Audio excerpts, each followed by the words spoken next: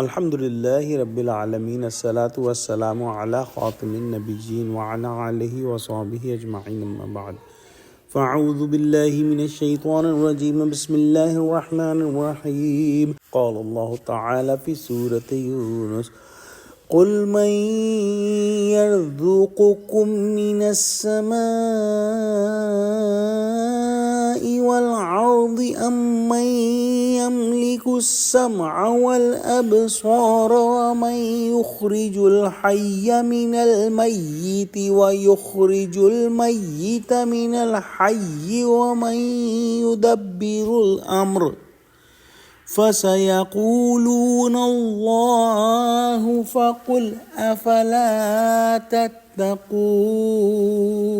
Translation: Say, who provides sustenance for you from the heaven and earth, or who has control and mastery over the hearing and sight, and who produces the living from the dead and brings forth the dead from the living, and who directs and regulates all affairs? They will surely say Allah. Then say, will you not then fear Allah to be pious? In the next ayah, Allah subhanahu wa ta'ala says, فَذَلِكُمُ اللَّهُ رَبُّكُمُ الْحَقُّ فَمَاذَا بَعْدَ الْحَقِّ إِلَّا الضَّلَالُ فَأَنَّى تُصْرَفُونَ.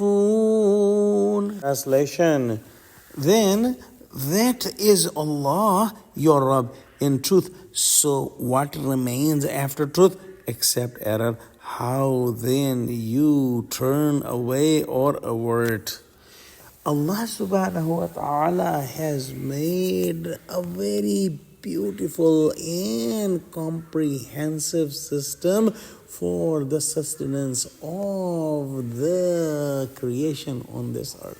And we see that from the sky, the water and sunlight comes to the ground, and from the ground, from the land, the food for Allah's creation grows, and these plants and this food is eaten by the animals and humans. Also, if we ponder that how our ears and eyes are working and how they have protection from the injury and from other things around us, if we ponder, we will realize that only Allah subhanahu wa ta'ala can do all this. Indeed, Allah subhanahu wa ta'ala is in full control to keep these organs going or stop these organs to work. Similarly, Allah subhanahu wa ta'ala is the one who creates dead from the living, like an egg from a hen,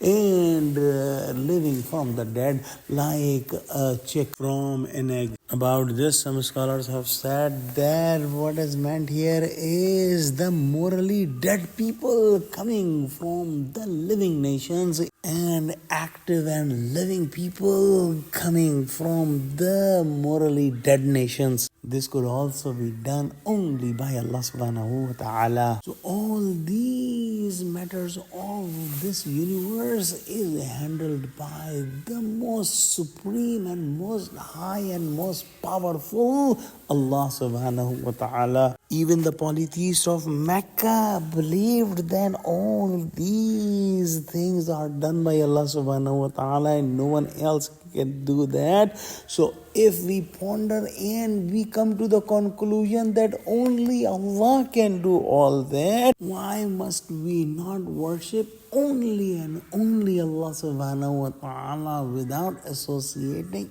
anyone, any deity with Him? Why not we remain steadfast on the straight path of Tawheed and oneness of Allah subhanahu wa ta'ala? Why do we turn back after understanding the fact that there is zero possibility of any other God than Allah subhanahu wa ta'ala? So when we identify the truth, why we leave the truth and go in the speculations? And why one should run after the falsehood? Let's pray that Allah subhanahu wa ta'ala give us true understanding of Quran. Ameen. Wa akhiru da'wana alhamdulillahi rabbil alameen. Wassalamu alaikum wa rahmatullahi wa barakatuhu.